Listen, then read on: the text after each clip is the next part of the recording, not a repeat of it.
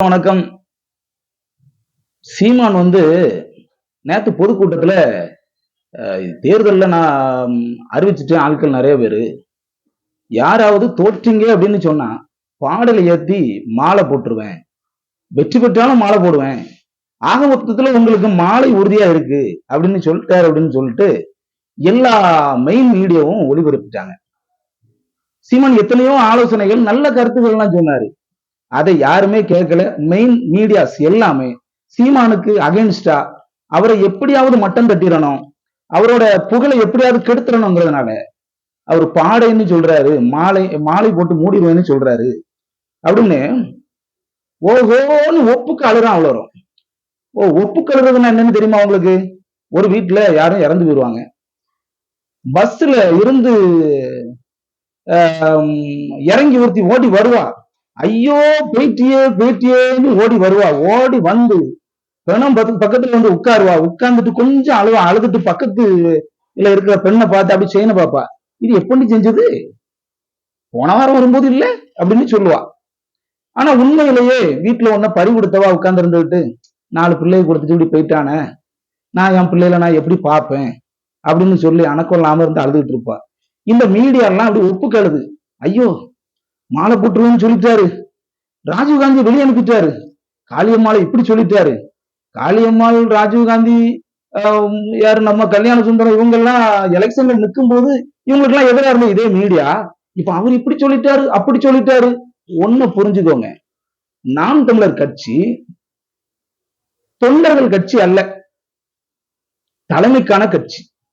ஒரு உதாரணம், அண்ணன் தேர்தல் நேரத்துல எல்லா இடத்துக்கும் வேலை செய்ய போவாரு.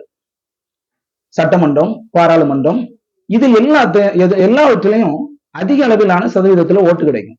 உள்ளாட்சி தேர்தல் கடந்த உள்ளாட்சி தேர்தல் நடக்கும்போது நாம் தமிழருக்கு கிடைச்ச ஓட்டு வெறும் 1%.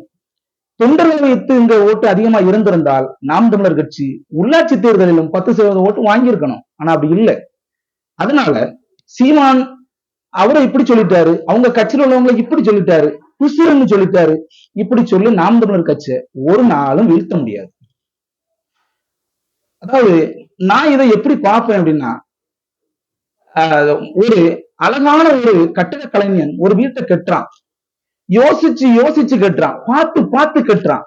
அப்போ வைக்கும்போது ஒரு கல்லு, ஏதோ ஒரு கல்லுல ஒரு சந்தேகம் வந்துருச்சு அப்படின்னு சொன்னா அந்த கல்லை தூக்கி தூர போட்டுருவான். காரணம் என்னன்னா, நாம மேல மேல கட்டிக்கிட்டே இருக்கோம், இடையில ஒரு 2 கல்லு வெறும் மண்ணா இருந்தது அப்படின்னா அந்த கட்டிடமே மோசமா இருந்ததுல அந்த சந்தேகத்துல தூக்கி வெளியில வைப்பாரு. அப்படித்தான் அவர் எல்லாரும் வெளியில வச்சது. இது சீமான் தலைமைக்கான கட்சி.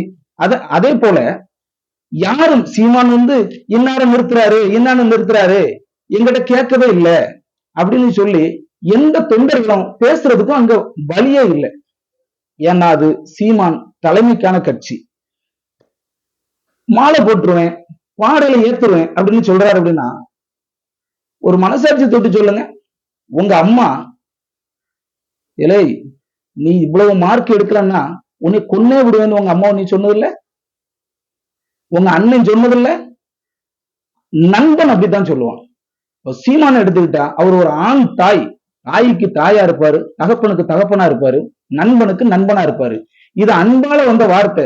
அத மக்கள் மத்தியில சீமான் ஒரு கொடூரமான மனுஷன் அப்படிங்கிறத கொண்டு சேர்க்கறதுக்காக இந்த வேலைகள்லாம் செய்றீங்க. ஆனா இதெல்லாம் நினைச்சு சீமான் வருத்தப்பட போறாரா? இல்ல. ஒரு பக்கம் சாட்டை திருமுருகன் பிஜேபிக்கு போறாரு, ஓட்டு அவரு போக போறது இல்ல.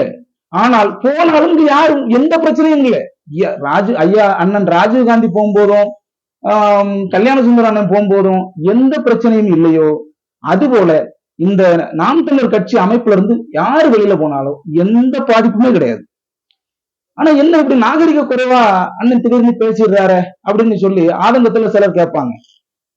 அண்ணன் கூட அடிக்கடி சொல்லுவாரு, ஏன் எச்சு வச்சுதாங்க நிறைய பேர் கட்சி நடத்துறான் அப்படின்னு சொல்லுவாரு.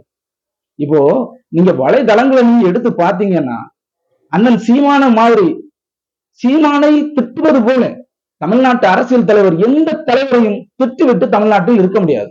சீமான் ஆகப்பெரிய ஜனநாயகவாதிங்கிறதுனால சின்ன சின்ன பசங்கள்லாம் அண்ணன் சீமான அவைங்கிறதும் இவைங்கிறதும் அந்த பையங்கிறதும் இந்த பையங்கிறதும் எவ்வளவு அசிங்கமா பேசிட்டு இருக்காங்க. ஆனா இவங்க இப்படி எல்லாம் பேசுறதுனால அவங்களுக்கு வயிறு நிறையுது. இதனாலதான் அண்ணன் சீமான் என்ன சொல்றாரு அப்படின்னா, என் எச்சில நிறைய பேர் பிழைச்சிக்கிட்டு இருக்கான் அப்படின்னு சொல்றாரு. இப்போ இந்த இந்த மாலை பாடையில தூக்கிடுவேன் அப்படின்னு சொல்றதெல்லாம், நாம ஒரு சாப்பாடு சாப்பிடுறோம், சாப்பிட்டு முடிச்சதுக்கு அப்புறம் நம்ம கையில கொஞ்சம் தட்டுல மீதி சாப்பாடு இருந்துச்சுன்னா ஒரு இடத்துல கொண்டு வைப்போம். ஏன் அப்படின்னா, காக்கா, எறும்பு, நாய் இதெல்லாம் சாப்பிட்டுக்கோங்கள. அந்த மாதிரி இந்த உயிரினங்கள் இதை வைத்து பிழைப்பவர்கள் அப்படி சொல்லிட்டாரு இப்படி சொல்லிட்டாரு அப்படின்னு சொல்லி ஒப்புக்கு அழுறது எந்த வகையிலையும் எடுபடாது. நன்றி.